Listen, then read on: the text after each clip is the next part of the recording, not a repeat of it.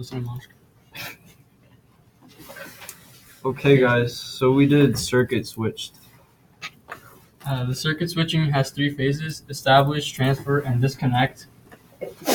So in circuit switching, one person must establish a connection to another person before any communication is possible.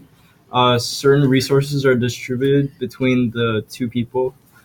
This includes frequency division multiplexing (FDM) procedure, which is or more recent time slots that occur in a time division multiplexing procedure (TDM). The path taken by data between the source and its destination are determined by what circuit it is traveling through. So it does not change during the lifetime of the connection, meaning that the circuit will stop once the connection is closed. That's the resource assigned for a connection is called circuit, which is depicted in the image, yeah, down below. Connection-oriented networks. When a person makes a call using a telephone, they go through this setup process. This process identified the telephone switching locations between the caller and the phone receiving the call. A temporary path or circuit would be created during the duration of the phone call. If any device in that circuit failed, the call would be terminated. To reconnect, a new call would need to be made with the new circuit.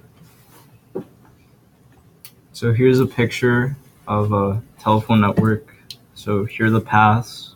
So once a call is established, all communication takes place on this path or a circuit, and a circuit is dedicated to this call for the duration of the call.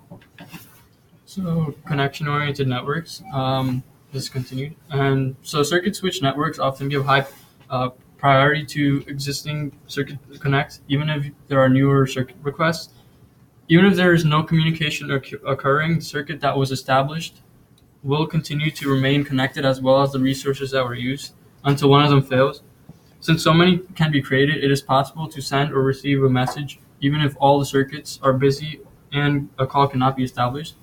But the cost, however, to create all these alternative paths with enough capacity to support a large number of simultaneous circuits and with the technologies necessary to recreate these dropped circuits in an event of a failure is most definitely why circuit switch technology is not optimal for the internet.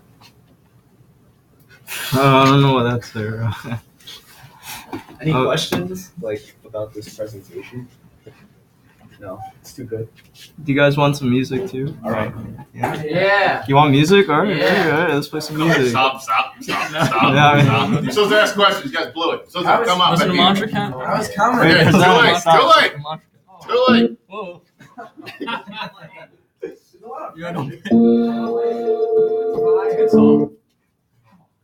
Too late. No question. Now you gotta ask the next group. What about Where'd it music? go? Mean Can you get rid of that? All right, BRI. Great. PRI. Okay. To talk about that? Huh? BRI and PRI. Bearer channels. No, you don't have to do it. No. Listen to Mantra Camp. Okay. A quick explanation. You guys know how phone calls work, right? No. That's what this is. Your phone calls are circuit switch. Got it? That's it. A lot of slides, a lot of talk. It's you need a connection, you make the connection, you disconnect when you're finished. That doesn't work on the internet. Otherwise, you connect just to Google, just you and me, your Google. When I'm done, everyone has to wait for me to talk to you. What?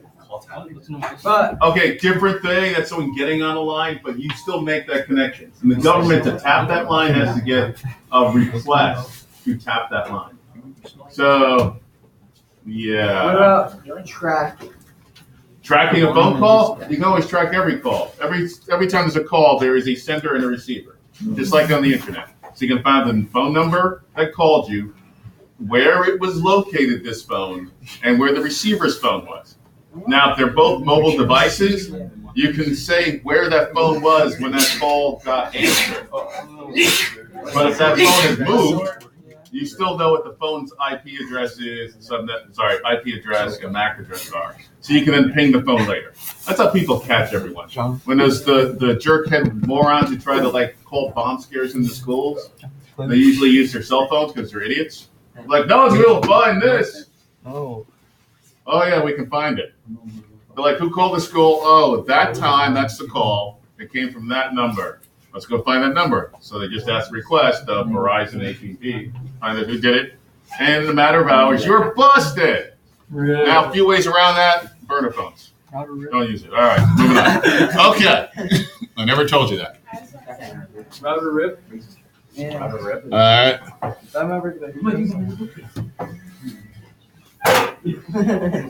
Okay. Let's go with group 4. Then we'll talk about lease lines. Group 4, you're up. Small, you have the question. Wait, what? I have a question? Give me a question. For what small? Okay, you two will ask the question. You guys are close enough. I think this is gonna be a good team for the rest of the year. All right, where is it? It's right There it is. It's a lot of pressure. I'm scared. Is that still recording? Oh my god.